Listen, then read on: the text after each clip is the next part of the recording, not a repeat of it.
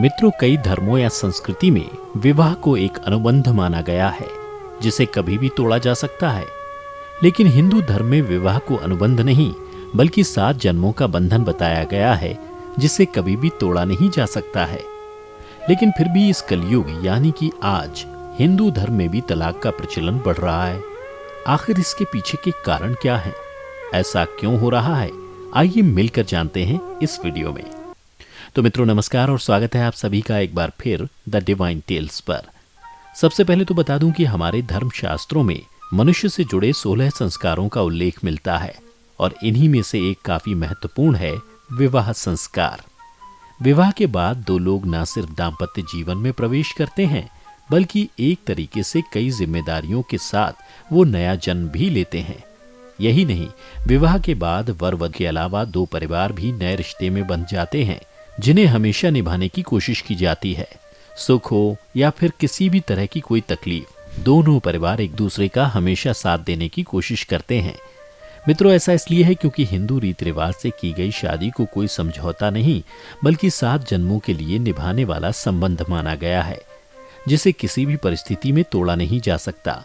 लेकिन इसके बाद भी आज आधुनिक होते समाज में हिंदुओं में तलाक का चलन बढ़ रहा है। इसके पीछे की सबसे बड़ी वजह है आजकल के युवक और युवतियों में विवाह को लेकर फैल रही भ्रांति।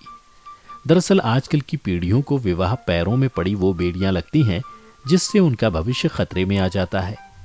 युवाओं को लगता है कि अगर वो विवाह करते हैं तो उन्हें जीवन में कई तरह के समझौते करने पड़ेंगे, लेकिन वो ये भूल जाते हैं कि जिस संबंध को वो समझौता समझ रहे हैं वो तो वो शक्ति है जो उन्हें आगे बढ़ने में सहायता करती है। और इसी कारण आजकल के युवा अपना भविष्य बनाने के चक्कर में तलाक ले लेते हैं। तलाक होने का दूसरा सबसे बड़ा कारण है पति पत्नी में सहनशीलता का खत्म होना। मित्रों, पहले के समय में अगर पत्नी क्रोधित होती थी तो पति खुद को शांत कर लेता था, जबकि पति के गुस्सा करने पर पत्नी भी चुप होकर पति की 4 बातें सुन लिया करती थी। लेकिन अब ऐसा हरगिज नहीं है।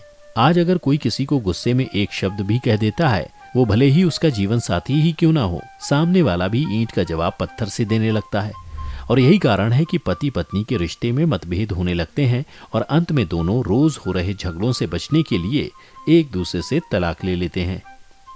वहीं तलाक होने का तीसरा कारण है सम्मान समाप्त होना।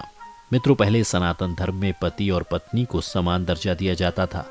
पहले अगर पति भगवान था तो वहीं दूसरी तरफ पत्नियों को भी देवी का दर्जा दिया जाता था। लेकिन आज आधुनिक होते समाज में लोग एक दूसरे की इज्जत करना ही भूल गए हैं। पतियों को जहां एक तरफ लगता है कि पत्नियां उनके पैरों की जूती हैं, तो वहीं पत्नियां भी सोचती हैं कि पति परमेश्वर नहीं बल्कि वो राक्षस है जो उन्हें तरह तरह के दुख देता है। और मित्रों, आपको बता दूं कि जो इस तरह की सोच रखता है वो इस संसार का सबसे बड़ा मूर्ख है, क्योंकि पत्नियां पैरों की जूती नहीं बल्कि सिर पर पहनी जाने वाली वो पगड़ी है जिससे घर का मान सम्मान बढ़ता है। वहीं दूसरी तरफ पत्नियों को भी पति का सम्मान करना चाहिए, उन्हें भगवान मानना चाहिए, क्योंकि वो पति ही है जो पत्नी और घर परिवार के लिए कमाता है, हर दुख में पत्नी का साथ देता है।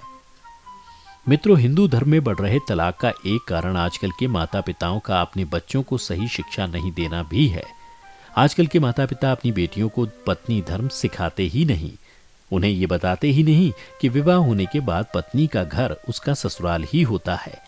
वहीं दूसरी तरफ माता पिता बेटों को भी ये सिखाना भूल जाते हैं कि दूसरे घर से लाई गई बेटियों की कैसे इज्जत करनी चाहिए। पत्नियां पांव की जूती नहीं बल्कि माथे पर लगा वो चंदन होती हैं जो देह के साथ साथ पूरा घर आंगन खुशबू और खुशियों से भर देती हैं।